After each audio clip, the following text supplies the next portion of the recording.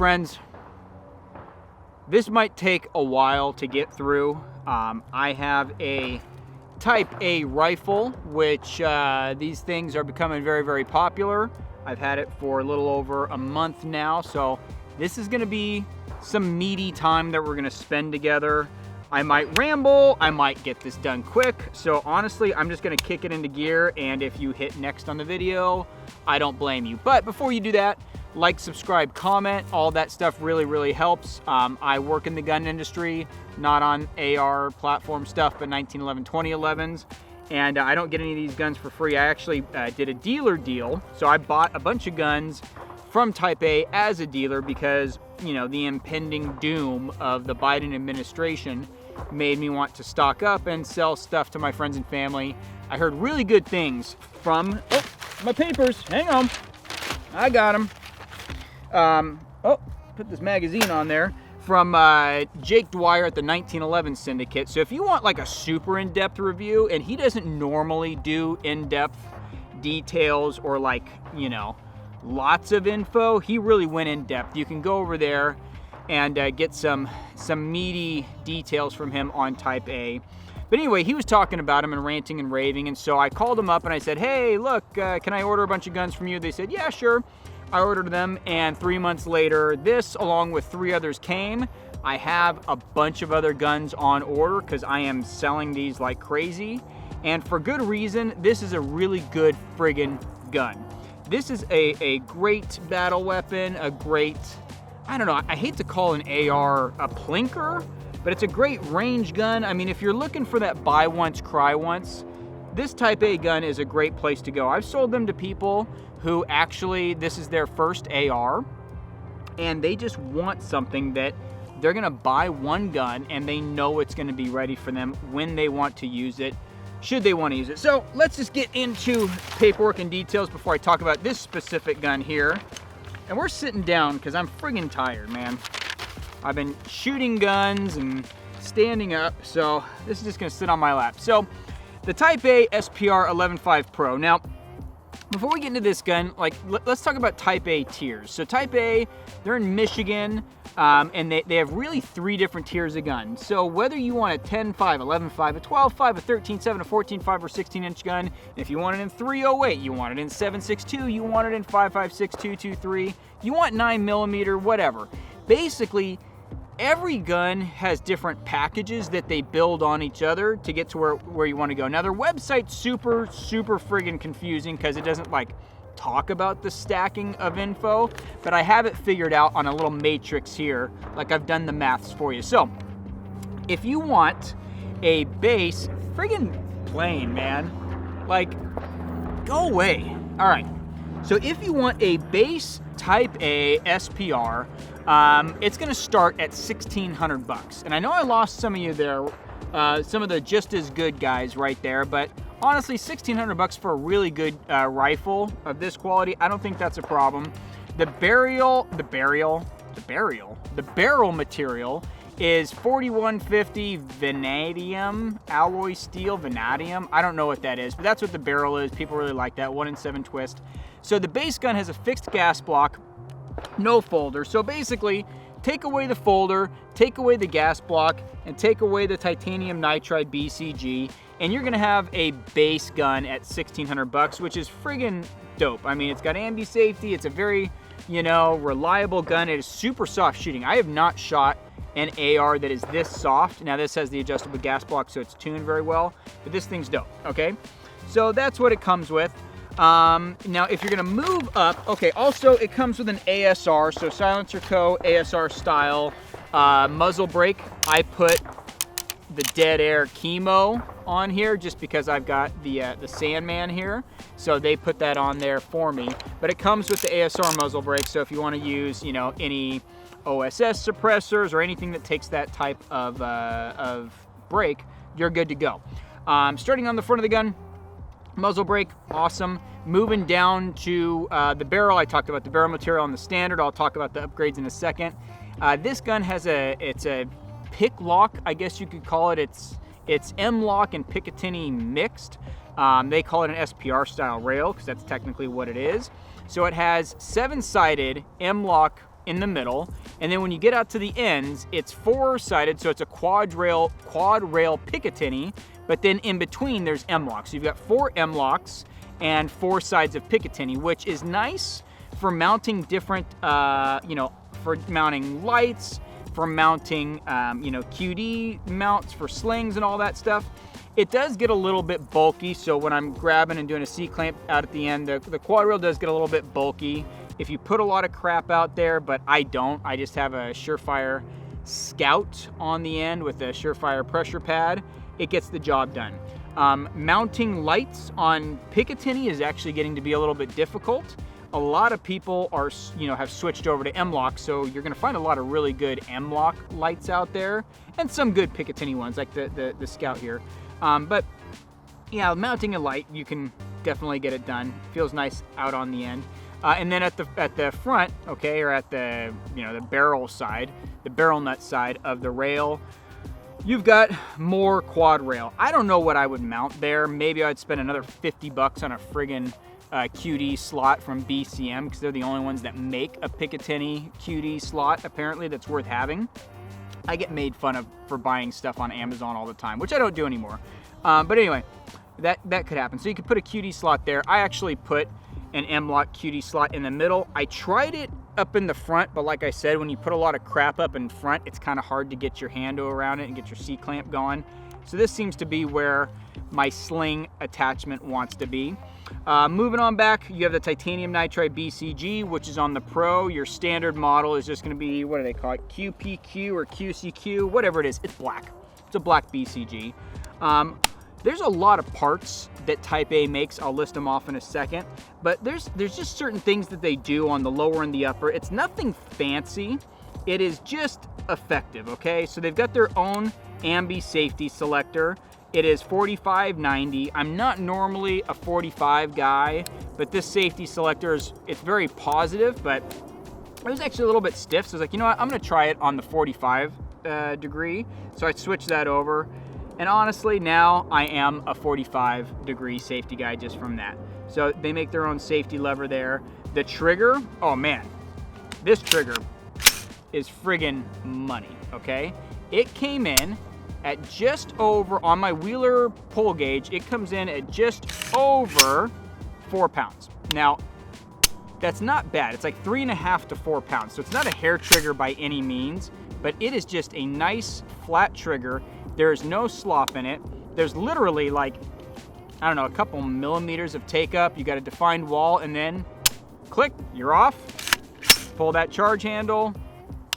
The reset, it's, an AR reset, but there's no slack once you get back on the reset. So the trigger is just, the trigger is super, super nice. It does not have an Ambi mag release, but you could obviously add that later if you are a lefty. I'm not, so I do not give a crap. The pins, they use anti-walk pins, which, I looked at it and I was like, that seems like it'd just be a pain in the butt if you ever wanted to repair your gun. But guess what I'm never gonna do? I'm never gonna try to repair my own gun. I'm gonna take it to someone who knows what they're doing. So the anti-walk pins with the, the hex heads on them, that looks super, super cool. It's very tightly put together. So if you're looking for something where, I'm just gonna pop my upper off. So get on the other side and just pop this, actually, shoot, that came out really easy this time. Maybe it's because I've been shooting it more. So yeah, the rear takedown pin, it's super positive. It's nice and tight. But yeah, dang. So it actually came out real easily there. That's cool. Moving on up, they make their own charging handle. So I am sorry, Type A, but I replaced your charge handle with the Freedom Bone. I forgot who makes it, but it's one of those charge handles that's got the holes drilled in it for venting gas when you're running suppressed.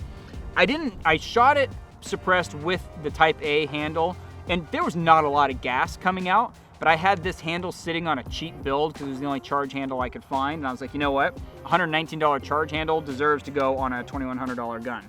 So I swapped it out, and it works great, and literally, if you look at my bolt, it's pretty dirty, but there's next to no gas coming out the charge handle, and I have really only shot this gun suppressed. So totally dig it. I have, like I said, this is an 11.5, which people smarter than me will tell you 11.5 is a great length for dwell time, ballistics, yada, yada, yada. I just got it because all the smart people said it's a good thing to do. So 11.5 it is, but I put a folder, I had the folder on it just for, you know, making it more compact when I put it inside of bags. On an 11.5 with this suppressor on it, do I think I need the folder? No, because honestly, I've got an LPVO. I'll talk about optics in a second. I don't know what I'm gonna do with this gun yet. Right now, Southwest is flying behind me and ruining all of our audio, but we're just gonna keep rolling with it. Right now, this is set up as my grab and go gun. So if I have one gun that I need to grab and go, this is the gun that I've got that for. So 11.5 gives me enough length to reach out to a few hundred yards if I'm good enough to hit people at that distance. But it's also short enough that with the suppressor on it, I'm not banging, you know, into people as I'm going around corners or coming out of my truck, or actually I've got a van now. So that's cool. So the folder, not really necessary. The pistol brace, it's a heavy damn pistol. Can I do it? Am I doing it? Yes, but it's a heavy pistol, and I have an SBR lower coming so that this can be a dedicated SBR and get that all taken care of. So moving up to the top, the optics I put on here, I have an SRO offset red dot unmagnified. I have a primary arms ACSS Raptor. I'll talk about this later. It's a 1x6 LPVO. It's like 17 ounces.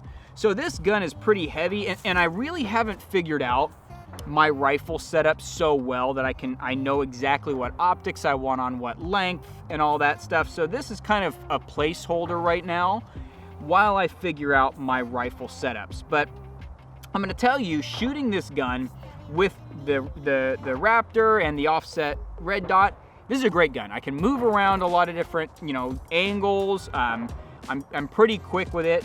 I'm pretty accurate, and the recoil impulse on this gun, because this is the Pro, it's got the adjustable gas block, this is friggin' smooth, okay?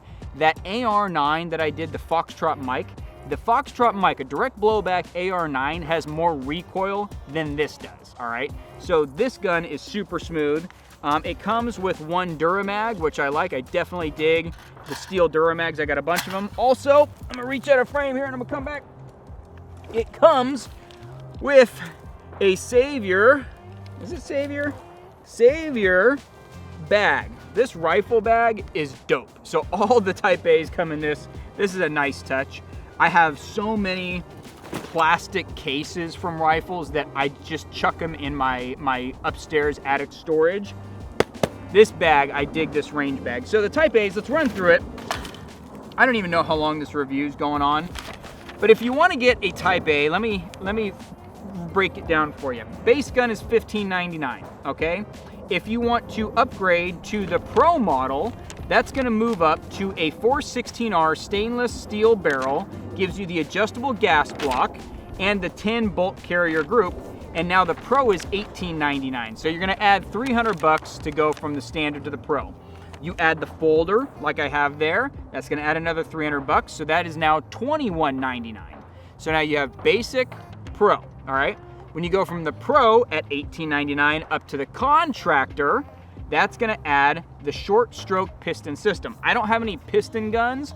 I might get one just to try it out, but this gun is so smooth, I really don't want to risk changing, you know, the cycling system or the gas system, whatever they call it, because I like this gun so much. I'm afraid a piston gun I wouldn't really enjoy. But anyway, you move up to the Pro, you go from, or the Contractor, you go from $18.99 to $21.99. So 300 bucks more, and you can have the piston system. And then, if you want the Contractor with a folder, 300 bucks on top of that, $24.99. So topped out, top of the line, $24.99, up from $15.99. So, I mean, that's a pretty good range, and you can find something in there, some barrel length, some combination of parts that really works well together. So that's where the pricing is at. Now here's a list of what they make in-house. This is why they're really able to put out some guns. They have a forged upper, forged lower, the hand guards, the semi-quad, and the new slims. They've got slim hand guards coming out. So on 11.5, my only complaint is that The 11.5, you know, this is a handguard made for a 10.5, so I've got another extra inch here. I really would like this to be a little bit longer and maybe have a built-in QD. Well, they have a slim handguard coming out. That's a 12.5 slim. So if you get a 12.5, I think they have an 11.5. I don't know. Look it up on their website when it happens. But the slim is a standard 7-sided M-lock. That's coming out soon. They make their trigger. They make their Asr Muzzle Brake. Not this one. They make their barrels. Dude, machining their own barrels in-house, that's huge, okay? The non-adjustable gas block, the castle nut, the QD end plate, the charging handle. Not this one because I swapped it, and they have a new one coming out. The takedown and pivot pins, mag release button, barrel nut, bolt catching carriers, okay? They have other things made to their specs, which is the buffer tubes, buffer springs, trigger springs, lower parts, springs and detents and bolts, and then the stuff that they buy off the shelf. Buffers, who cares? Bolt catches, who cares? Gas tubes, who cares? Adjustable gas blocks, I don't really care, because I like the adjustable gas block. It's super cool when it's tuned, so that's awesome, it works great. The forward assist, whatever, dust cover rod, C-clip, mag release arm, and barrel extension. So, you know, half of the gun they make in-house, a quarter of the gun they have made to their specs, and only a quarter of the gun is off-the-shelf parts, when most guns are like fully off the shelf. So, after all of that yakking about this gun, it just, like, if you're looking for a high-end buy once, cry once gun, there's a lot of stuff you can go out there. I mean, obviously get a Knight's Armament, you can get, you know, Triarchs, there's a lot of stuff. This is where I'm at right now because of the little things you can do to customize it. Their lead time, like they don't have a posted lead time right now. It's probably way longer than 4 months. My first order was 90 days, but it's probably longer than that right now. But this is just, it's a great place to go to get a high quality gun with a lot of made in-house parts, a lot of things you can customize on it. And dude, you're gonna buy once, it's gonna be a little bit expensive. And it's, I mean, dude, it's your one gun. So right here, this is currently my one gun. I've also got a Mark 18 coming from them. I've got 10 5s, 11 5s, 12 5s, and 13 7s coming from them. So I got a bunch of guns coming from them. Some are for sale, some are for my personal stockpile. But yeah, this is a bomb gun. Type A rifles. Get on it.